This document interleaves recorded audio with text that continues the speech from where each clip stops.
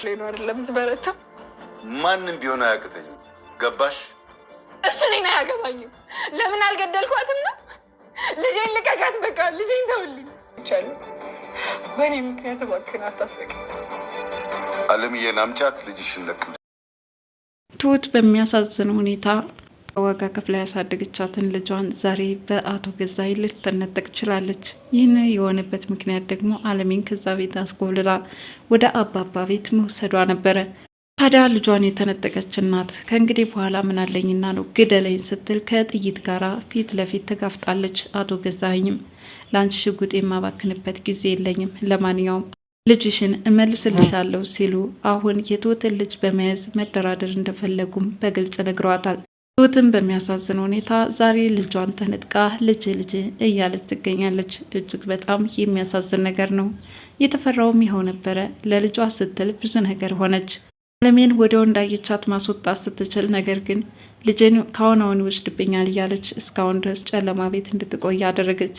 ቢሆንም ግን በስከ መጨረሻ ልጅን ጠብቁልኝ አደራ እያለቻቸው ቤተሰቦች ልጅቷን ለመርዳት ምንም ማድረግ የማይችሉበት ደረጃ ደረሱ።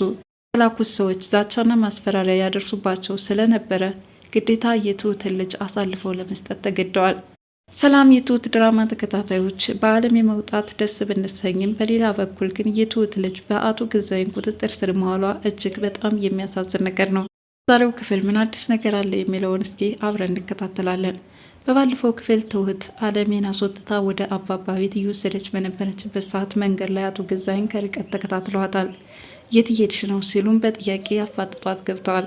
እሷም ሽንኩርት ለመግዛት እንደወጣች ብትናገርም አቶ ገዛኸኝ ግን የሆነ አንዳች ነገር አለሽ እንጂ ያለ ምክንያት በዚህ ጨለማ ባልወጣች ነበረ፣ እዚህ ድረስስ ምን አመጣች በማለት በሚናገሯት ሰዓት ትሁት እየተደነባበረች ነበር። ምክንያቱም አለሜን ለማስመለጥ የምታደርገው ትንቅንቅ አሁን አቶ ገዛኸኝ አለሜን አያት በሚል ፍርሃት ውስጥ ስለነበረች ነበር። ከዛም ከቤት ከሄደች በኋላ አለሜን አባባ አግኝቷት ይሆን እንዴት ብላ ገብታ ይሆን እያለች እየተጨናነቀች ነው።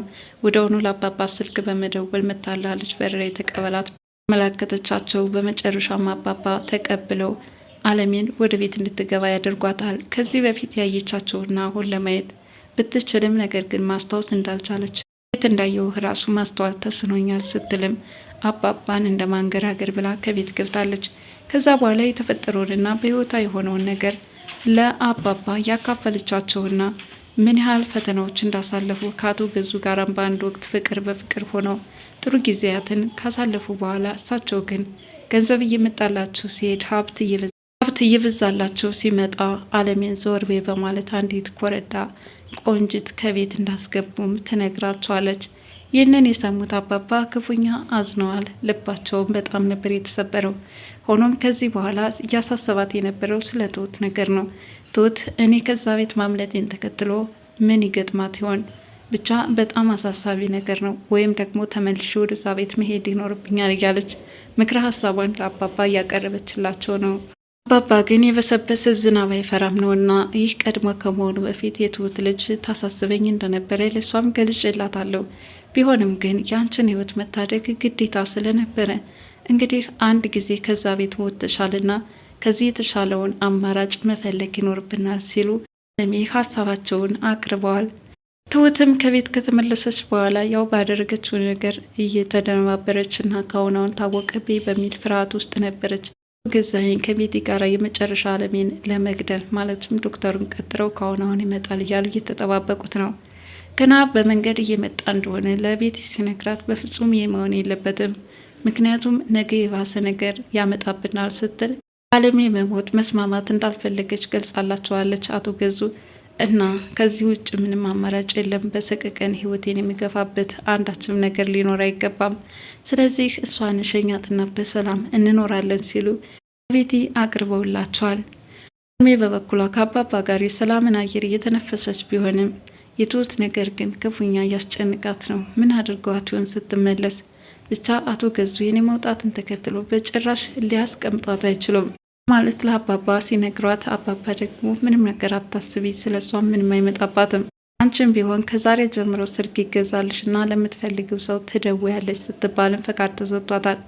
ታዲያ ለመጀመሪያ ጊዜ መደወልና ማውራት የምትፈልገው ናቲን እንደሆነና በዚህ ሁኔታ ደግሞ ውስጧ ደስታ እንደተሰማትም እየገለጸች ነበረ።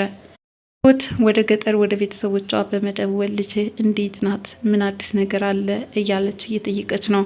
ወደ ውጭም ወጥታ እንዳትጫወት ማስጠንቀቂያም እየሰጠች ነው።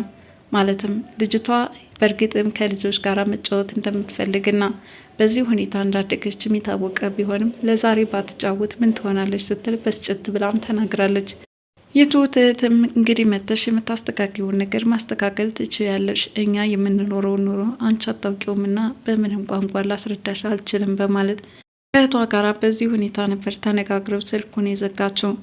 ሌላኛው አቶ ገዛኸኝ ሁኔታዎችን አመቻችተውና ጨርሰው ወደ በአለሜ ላይ የመጨረሻ የሚሉትን ውሳኔ ለመፈጸም ወደ እዛ ክፍል ያመራሉ። ሆኖም ከዛ የገጠመውና የሆነው ነገር ያላሰቡት ነገር ነበረ። ትሁት አለሜን አስመልጣለች። ባዶ ክፍል ነው የተገኘው። ይህ በጭራሽ ይሆናል ብለው ያልጠበቁትና በጭራሽ ያላሰቡት ነገር ነበረ። ሆኖም አቶ ገዛኸኝ ባዶ ክፍል ሲያገኙ ወይኔ አቶ ገዛኸኝ ከስር ያለው አሉ። እንዲህ በኪሳራ ራሳቸውን ይዘው ቀጥታ ወደ ትሁት ያመራሉ። ትሁት አንቺ ነሽ አስመለጥሻት አይደል አለሜን? ወደ ክፍል ስገባ ባዶ ክፍል አገኘው በማለትም ሽጉጣቸውን በመምዘዝ እንድትናዘዝ ለማስለፍለፍ እየሞከሩ ነው። ትሁት ግን ተመስገን አምላኬ አሁን ገደሏት እያልኩኝ በፍርሃት ሰውነት እየተናጠ ነበር። ይሁን እንጂ ዛሬ ላይ አለሜ ራሷን ማስመለጥ መቻሏ ከምንም በላይ አስደስቶኛል። እናም እንኳን አልሞተች እንኳንም አመለጠች በማለትም ሽጉጥ ጋራ ራሷን አጋፍጣ ለአለሜ ጥብቅና በመቆምም እየተከራከረች ነበር። አቶ ገዛኸኝ ግን ንገሪኝ፣ አንቺ ነሽ አይደለ ያችን ልጅሽን አንድ ነገር ሳላደርግብሽ እውነታውን ተናገሪ በማለት ጡን ደቅነውባት ተንበርክካ የሆነ ነገር እንድትናገር በመጠበቅም እያሰቃዩት ነበር። ይሁን እንጂ ትሁት በፍጹም እኔ ስለ አለሜ የማውቀው ነገር የለም፣ ራሳችሁ ስቃይ አብዝታችሁባት እንድትወጣ አደረጋችኋት። አሁን ከእኔ ምን አላችሁ? እኔ ምን አደረግኩኝ? በአለሜ መጥፋት ምንም ነገር አልረዳኋትም ስትልም ራሷን ተወቃሽ በማድረግም እናቱ ገዛኸኝን እየተከራከረቻቸው ነበረ። ቤቲ ትንሽ እዝነት አድሮባት እባክህን ትሁትን ማሰቃየት ምንም የሚመጣ መፍትሄ ያለ አይመስለኝም፣ ን ከመጨቃጨቅ ይልቅ አለሜን ወደዚህ ቤት የምትመለስበትን አማራጭ በሌላ ነገር ብንፈልግ ይሻላል፣ ትሁትን ተዋታለች። ገዛኸኝ ግን ነገራቸውን ወደ ቤቲ ማዞሩት። አንቺ ራስሽ ከነገሩ አለሽበት ወይስ በሰላም መኖር አልፈለግሽም? አለሜ ከዚህ ቤት ወጣች ማለት እኮ ነገሩ አለቀልን ማለት ነው እያሉ ትሁትን አንዳች ነገር ማድረግ እንዳለባቸው እያስፈራሩ ነው። ታዲያ በዚህ ሁኔታ ተንበርክካ የቆየችው ትሁት አቶ ገዛኸኝ የሚበቃቸውን ያህል አስፈራርተው ትተዋት ይወጣሉ። ቤቲ ይኸውልሽ ትሁት አንቺም እኮ ጥሩ ነገር አላደረግሽም፣ ብዙ ከእንግዲህ በኋላ ለአንቺ ምንም አይነት ርኅራሄ ያለው አይመስልም አለቻት። እባክሽን ልጄን በጣም ዋጋ ከፍዬን ያሳደግኳትና አንድ ነገር እንዳያደርግብኝ ለምኝልኝ አለቻት። አቶ ገዙ ግን ልጇን አንድ ነገር ሊያደርጉባት እንደሚችሉ በዛቱት መሰረትም ቀጥታ ወደ እነ ትሁት ቤተሰቦች ሌሎች ሰዎች እንዲላኩ አድርገዋል።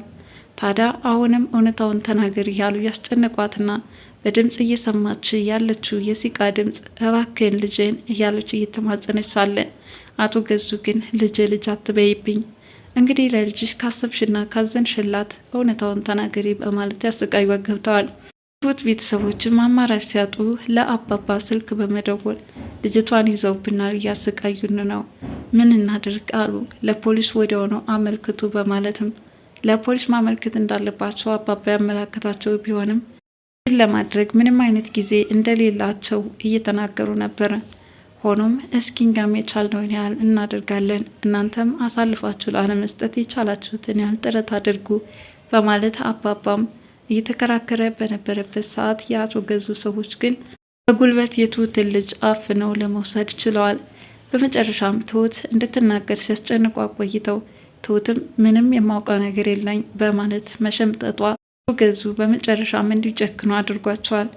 ወዲያውኑ ከነዚህ ሰዎች ስልክ ተደውሎ ልጅቷን ይዘናታል ሲሉም ነገሯቸው። በጣም ጥሩ። ታዲያ ምስጋና እንደዚህ አቅርበውላቸውና ትሁት ደግሞ ልጅን አንድ ነገር እንዳያደርግብኝ ያለች እየተበረከረከች በነበረችበት ወቅት ከእቷ ስልክ ተደወለ። ልጅሽን ይዞልሽ ሄዷል በማለት ነገረቻት። ይህንን የሰማችው ትሁት እየተርበተበተችና ልጇ ስለተያዘችባት እያለቀሰች የነበረች እናት ወዲያውኑ አቶ ገዙ ይህንን የምስራችማ መናገር አለብኝ፣ ልጇ ምን አይነት ደረጃ እንዳለች ልታውቅ ይገባል በማለት እየሮጡ በመምጣት ልጅሽ እኔ ጋ ናት፣ እውነታውን ልንገርሽ በማለት አርድተዋታል። የልጇን መያዝ ተከትሎ ትሁትም እባክህን ልጅህን አጨክንብኝ፣ ከፈለክን መግደል ትችላለህ በማለት እጆቿን ዘርግታ ከሽጉጥ ጋር ተጋፍጣለች። በስከ መጨረሻም አቶ ገዙ አለሜን አምጪልኝና እኔም ልጅሽን እሰጥሻለሁ ሲሉ ተናግረዋል። ሆኖም በስከ መጨረሻ ትሁት እንዲህ እያለቀሰችና የዛሬው ቪዲዮ በዚህ ተጠናቋል። ቀጣዩ ክፍል ምን ሊሆን ይችላል? ትሁትን ህይወት ለመታደግ ስትል ህይወቷን አደጋ ጣለች፣ እንዲሁም ልጇን አሳልፋ ሰጠች። ለማንኛውም የዛሬው ክፍል እጅግ በጣም የሚያሳዝንና በትሁት ላይ መድረስ የማይገባው ስቃይ እየደረሰባት ነው። ቀጣዩን ክፍል ይዤላችሁ እስከምመጣ ድረስ ለዛሬ ትሁት ድራማ ክፍል 95 ይህንን ይመስል ነበረ።